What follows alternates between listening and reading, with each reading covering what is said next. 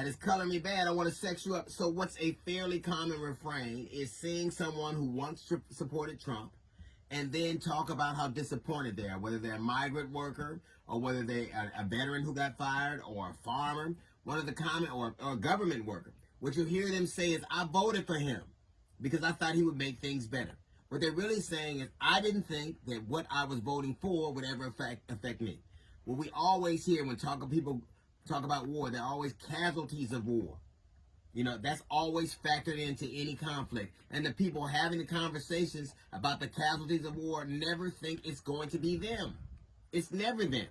They're going to come home. They're going to be fine. There was obviously a Latin man. He voted for Trump because he thought that they were going to just deport the bad people, and they got him at work.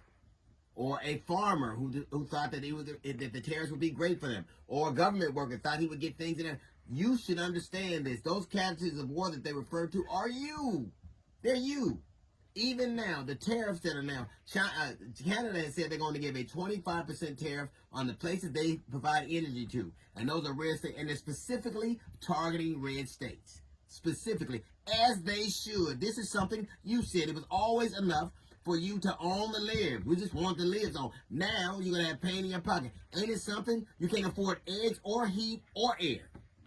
But that is what you have decided. And they should do it that way. They've decided we're going to make it on the people who encourage him. We're going to make it hard on them. China is going after the farmers who support him. So let's see if the pain that you were willing to accept is okay when you are the casualty of what we're talking about. It is you now. First you couldn't afford eggs. Now you can't afford air. Now you can't afford your crops will sit there. You couldn't afford eggs, but now you don't even have a job because you're getting laid off. Veterans who stood behind him in support are now being fired with no recompense. And the difference between the last time and this time, farmers, is that Donald Trump gave you subsidies to offset the loss. To offset the loss of the tariffs. There's not going to be, with Doge around, there's not going to be any such thing around. You are on your own. The very thing you unleashed on the rest of the world, and you were comfortable being unleashed on the rest of the world, is now coming to visit you. People forget, Frankenstein wasn't the monster. He created it.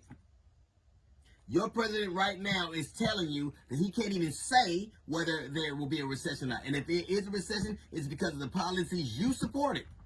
Tariffs and these actions, this revenge tour he's going on that you were all in favor of, now is coming to visit you. The monster is at your door. And they should target you. It is just like Trump has targeted people from DEI and affirmative action. He's targeted the woke. Now you're getting a piece of that too. So we'll see. If owning the lives is enough when you won't own your farm, you can't own your home anymore, you don't own your car. Is owning the lives really that important now? We'll know directly. And I said this before. Diversity, equity, inclusion, DEI never did to America what GCI did. And GCI is greedy, corrupt, incompetent white men. And you're seeing exactly that right now. That's a little note from the GED session. Got a jazz report coming up in 15 minutes. It's the D.L. Hughley Show.